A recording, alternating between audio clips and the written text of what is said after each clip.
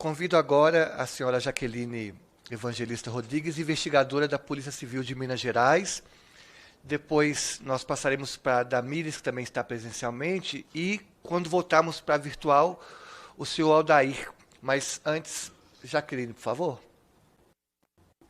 Obrigada, deputada, pela oportunidade, né? Agradeço a senhora, agradeço também à deputada Ana Pimentel, que não mediu esforços para a gente estar aqui hoje.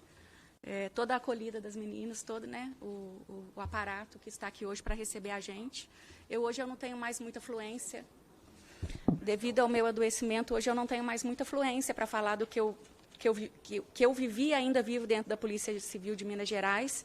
Então, eu fiz um mapa aqui para eu tentar falar de tudo que está me acontecendo, mas eu gostaria de deixar bem claro que o que eu vou dizer aqui se refere à atual gestão da Polícia Civil, e não necessariamente à Polícia Civil. Porque antes dessa gestão, todas as vezes, não é difícil você ter problema dentro da polícia, quando você se propõe a trabalhar honestamente, ou quando você é mulher, não é difícil você ter problema. E as duas gestões anteriores da Polícia Civil, quando eu levei ao conhecimento delas pessoalmente o que me acontecia, eu fui muito acolhida. O meu problema é justamente com essa gestão feminina, que deveria nos acolher, mas não nos acolhe. Eu sofri um assédio sexual, 2 assédios sexuais dentro da polícia em 2020. Eu não tive coragem de denunciar, por saber que é uma instituição machista que não acolheria o que eu tinha para falar. Eu custei a denunciar isso. Quando eu denunciei, graças a Deus, eu fui muito acolhida pelo delegado, que era da minha equipe, pelos colegas do departamento. Eu fui muito bem acolhida, graças a Deus. O medo que eu tinha caiu por terra. Mas aí, a atual chefe de polícia, que é a doutora Letícia Batista Gamboge Reis, ela era a chefe do meu departamento, que eu estava vinculada à época. E ela, depois que eu denunciei os assédios, que tanto o doutor Alexandre quanto o doutor Emerson super acolheram o que eu disse, abriram sindicância, eles abriram a portaria, abriram sindicância.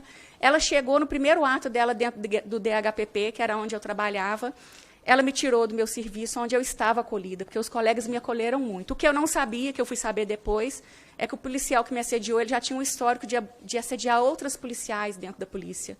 Então, quando eu contei, ninguém ficou contra mim. Todo mundo já sabia que era algo que poderia acontecer, né? Então, isso virou uma sindicância, e nessa sindicância eu sofri várias violações. O delegado, a autoridade sindicante, que é o doutor Robert Esteves Vieira Taves, que conduziu essa sindicância, ele permitiu que as testemunhas do abusador falassem mal de mim. Ele não teve um mínimo escrúpulo de pelo menos, me intimar para eu participar das oitivas para que não falassem mal de mim.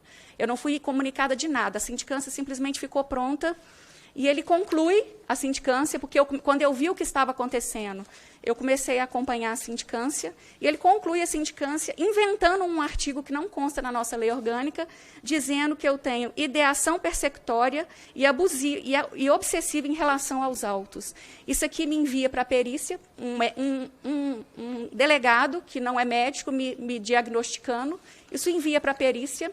A perícia, isso me envia sobe para o corregedor acolhe e me envia para a perícia. Enviar servidor para a perícia não é atribuição de corregedor. Ainda assim, ele me envia para a perícia, e nesse exato momento eu começo a ter transtorno de personalidade. Essa gestão tem uma necessidade muito grande de me dar transtorno de personalidade paranoica, que os meus médicos já me disseram que eu não tenho, para invalidar a gravidade do que eu venho denunciando dentro da Polícia Civil de Minas Gerais. Então, o corregedor à época, Reinaldo Felício Lima, ele me envia abusivamente para a perícia. Nessa perícia, eu começo a ter esses transtornos. Eles retiram a minha arma. E eu faço SEI perguntando o que eu tenho que fazer, que eu queria recurso.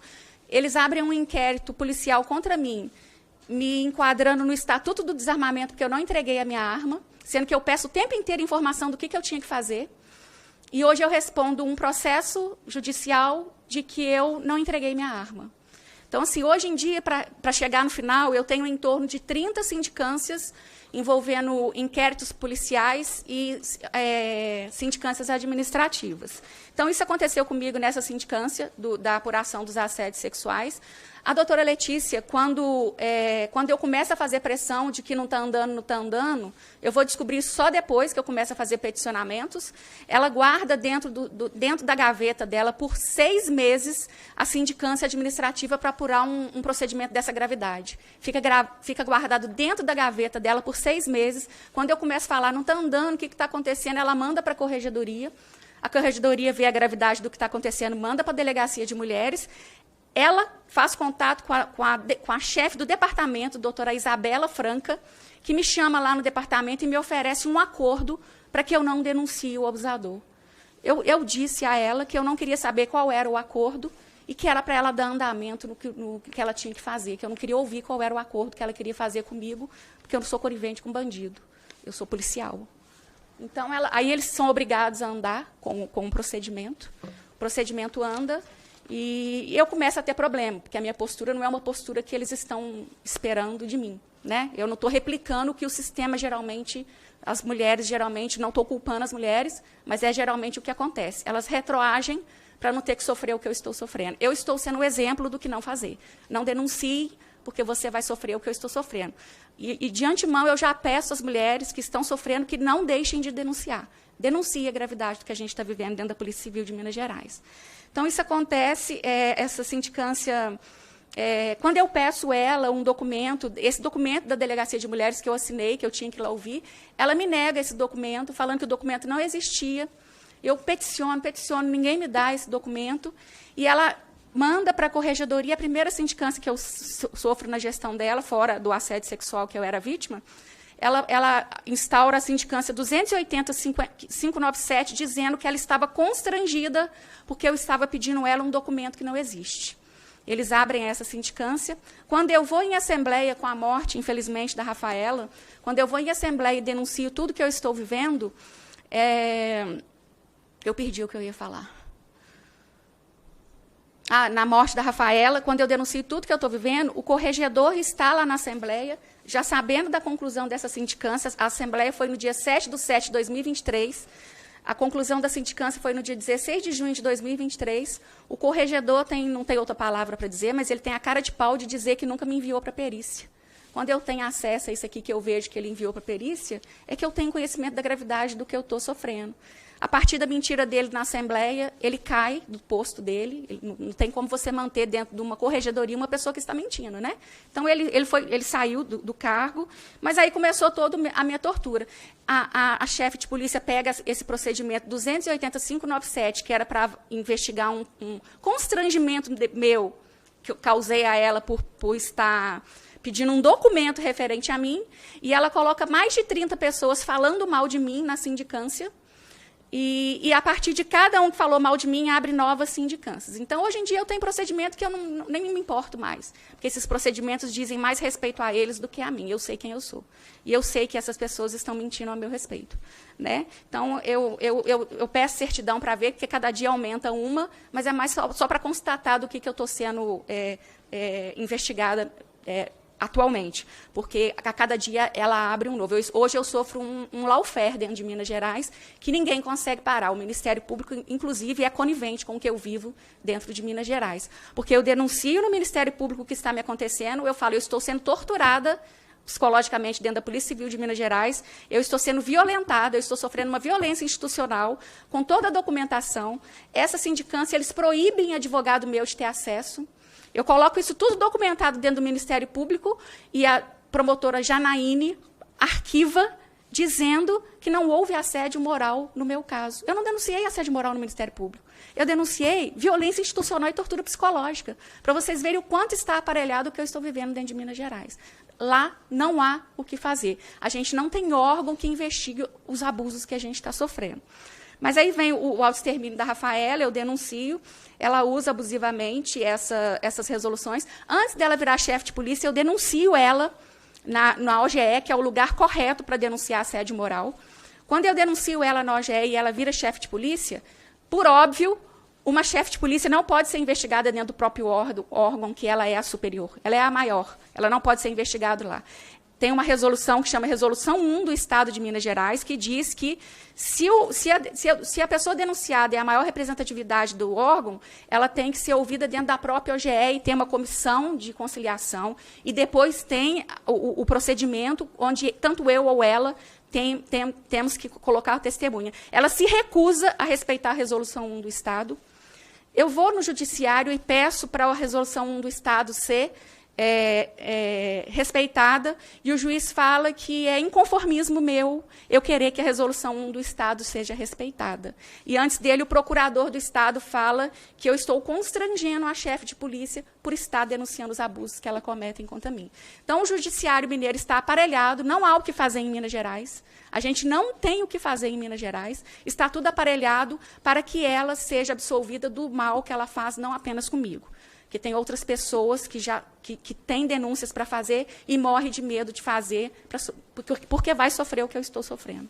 Né? Então, meu tempo está acabando e eu ainda tenho muita coisa para falar. O Estado tem uma resolução 8169, que diz que eu não posso ser movimentada, eu não posso ser realocada sem a minha anuência, justamente para não sofrer retaliações. E eu já sofri N realocações, e eles falam que é para conveniência da administração, que é porque fulano não quer trabalhar comigo porque eu sou encrenqueira. Então, criaram uma Jaqueline, que hoje em dia eu não consigo mais desconstruir a Jaqueline que eles criaram, porque eles têm uma voz que eu não tenho, inclusive de fazer procedimentos irregulares a meu respeito. Eu não tenho mais o que fazer. Né? E eu acredito que eles fazem isso para me levar ao autoextermínio, eu jamais farei isso, e eu deixo isso registrado aqui, que eu preciso de proteção. Eu vou ser morta, porque o que está acontecendo comigo dentro de Minas Gerais não envolve mais só a Polícia Civil, envolve o Ministério Público e envolve o TJ. Eu vou ser morta. Eu preciso de proteção. Eu vou voltar para Minas e vocês vão receber a notícia da minha morte. O que está acontecendo comigo dentro de Minas Gerais é grave. E eu não vou suicidar. Se chegar a notícia da minha morte, saibam que eu não suicidei. Isso fique bem registrado. Então, eu queria registrar as adulterações documentais que ela faz. Eles estão fazendo várias oitivas dentro da corregedoria sem me deixar participar e nutre os processos no judiciário com essas oitivas mentirosas que a gestão dela está fazendo. Então, os advogados e os defensores estão estarrecidos com o que está me acontecendo em Minas Gerais, porque não há o que fazer. Eu preciso terminar, Duda, por favor. Aqui eu coloco essa sindicância 280.597, aqui num documento, ela está escrito que eu sou a investigada e ela a vítima, já no outro eles invertem. Ela é a investigada e eu sou a vítima, para vocês verem o nível de adulteramento documental que está acontecendo dentro de Minas Gerais. Aqui eu falo da Resolução 1, que ela não respeita. Aqui eu estou falando do uso indevido do TJ, porque o TJ está sendo instrumentalizado para ir na minha casa. A gente não pode ser intimado via oficial de justiça, a gente é intimado via superintendência, que a gente está lotado. O policial, graças a Deus, as câmeras da minha casa, elas captam até som. O oficial de justiça vai na minha casa e ele fala o seguinte com o meu síndico: o chefe pediu pessoalmente para eu cuidar desse caso. Qual a probabilidade de eu sair vitoriosa num caso contra a chefe de polícia, que o chefe do TJ está dizendo para ele pessoalmente cuidar do caso? Não tem o que fazer. Né? Aí aqui eu vou pedir às meninas para colocar as viaturas indo na minha casa. Eles estão, mesmo eu estando afastada de atestado desde o dia 23 de dezembro, essa gestão está tirando dinheiro do meu salário.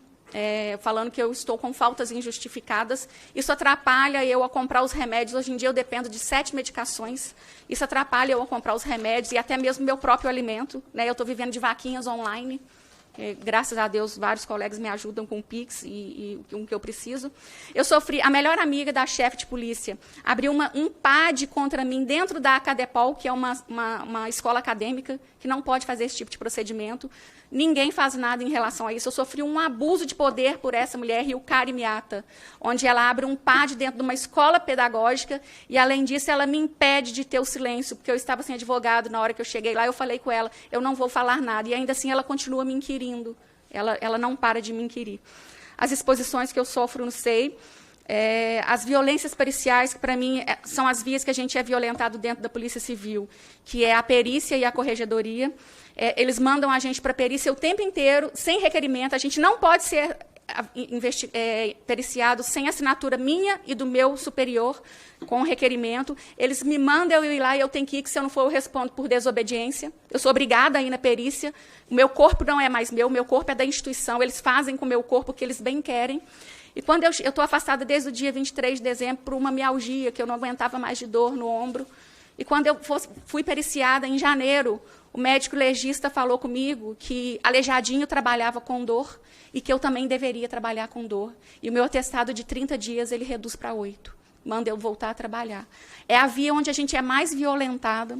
As perícias são agressivas. Eu tenho todas as perícias gravadas. Eu falo isso aqui com muita tranquilidade. Eles produzem laudos falsos, colocam coisas que a gente não dizem ou subestimam as que a gente diz. A médica legista Janaína, para você ter ideia, na última perícia que eu fui, Jaina, eu falei com ela, olha, policiais estão indo na minha casa, eu estou tendo síndrome de pânico dentro da minha casa. A minha casa já não é mais minha. Aí eu perguntei para ela se ela queria ver as câmeras que eu estava no celular, ela falou que não. No laudo, ela coloca que eu tenho a ideia de que policiais estão indo na minha casa. Ela não quer confirmar o que eu disse, para ela colocar no laudo o que ela quer. Então, assim, são laudos falsos. Eu trouxe os laudos aqui. Eu sou periciada porque o corregedor quis, eu sou periciada porque o governador quis, e eu sou periciada, e eu tenho laudo sem que eu tivesse sido atendida. Eles produzem laudo sem que eu seja atendida. Tamanha a necessidade que eles têm de me dar um transtorno que eu não tenho. Né? A médica da diretoria de saúde ocupacional, estou acabando, tá, Duda?